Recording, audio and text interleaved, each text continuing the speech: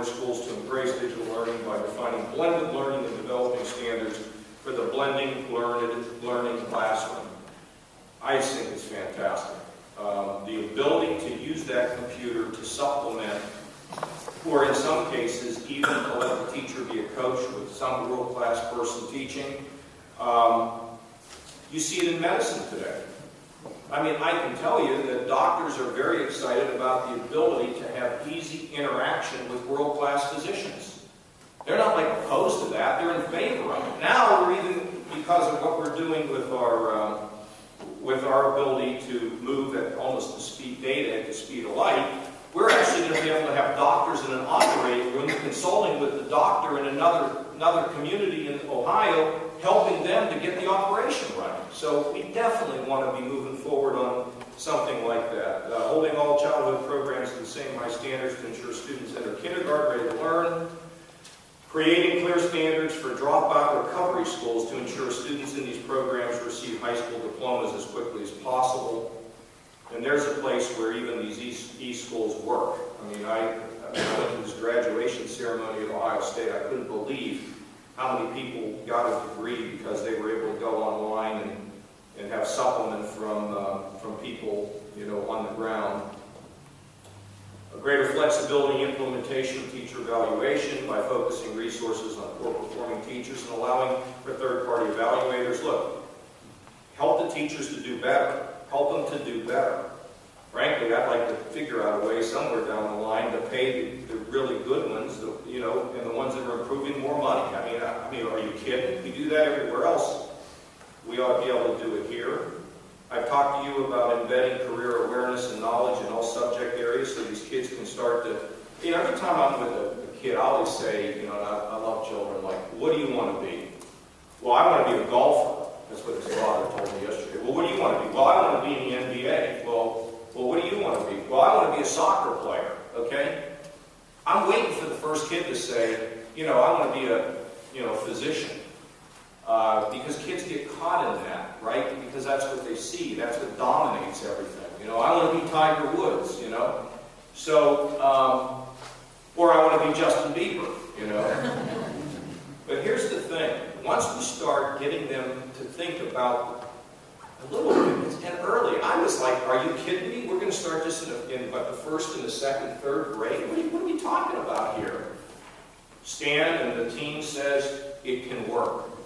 So we're going to do it. We're going to try it. And it isn't going to require anything other than ways inside the core curriculum that we can begin telling children at a very early age about exciting things for their lives. I think it's fantastic. And then we come with our school funding program. This will be a doozy. You know, we believe that, look, you look at Steubenville, Wells, and you look at the things they have in common with some of the great performing schools around the state. You know, it's dollars in the classroom, not in bureaucracy. This is very difficult to do. You know, I'm told here in Columbus they put $70 million in rehabbing 2 schools that are not filled. $70 million bucks. I mean, think of what you could have done with that money had the decision been made to just shut one of those schools down. I give him a compliment because I was at Howell Elementary with Schwarzenegger. We're doing this after-school all-star program, which is not even on this list.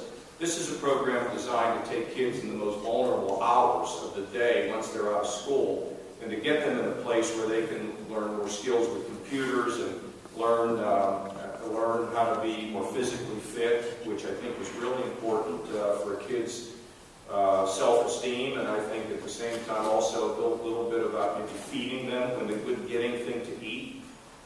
These are things that we believe in here.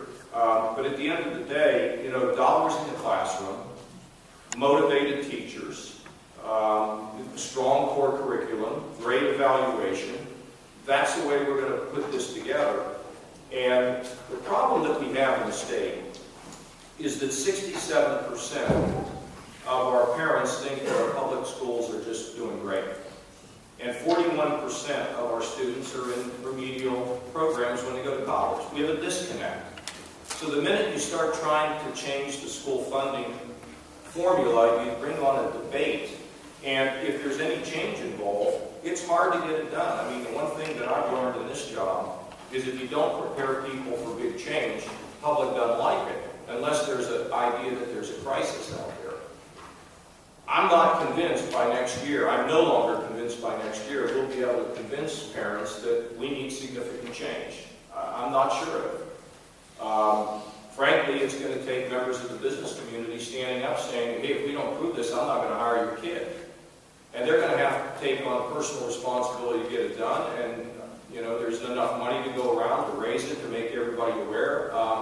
It's just a matter of what we're willing to do. What they're willing to do to say, look, things are not working. I think we have the basis of, and we have some incredibly great performing schools, but we can do much better. There isn't any question. The country can do much better, any way you want to measure it.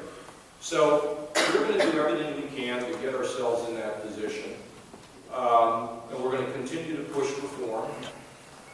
And we're going to continue to work with people who are interested in these reforms, and we're just thrilled that we're able to work so effectively with Stan. So I didn't even know I had that in me, but that's what I got. So I think that's a lot. I mean, I think it's pretty amazing that all this has been achieved within about 14 months, and we'll let Sarah and Dick and Barb and Stan kind of go through any of this with you.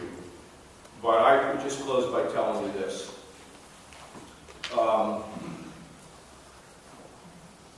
I'm not, two things. Mayor Jackson, we have to get this thing done. And it isn't going to get done on a partisan basis. If we don't have a group, a significant group of Democrats that stand up, I can't get it through. Man, I'll spend every bit of last breath I have to get it through, but it isn't going to work. I've got Matt Carl here. He does the legislature. You know, he'll tell you if we don't have Democrats involved, it won't pass. I'm going to get it introduced one way or another, but it just won't pass. And what's the point of introducing it if it doesn't pass? And I tell you what's going to happen in Cleveland.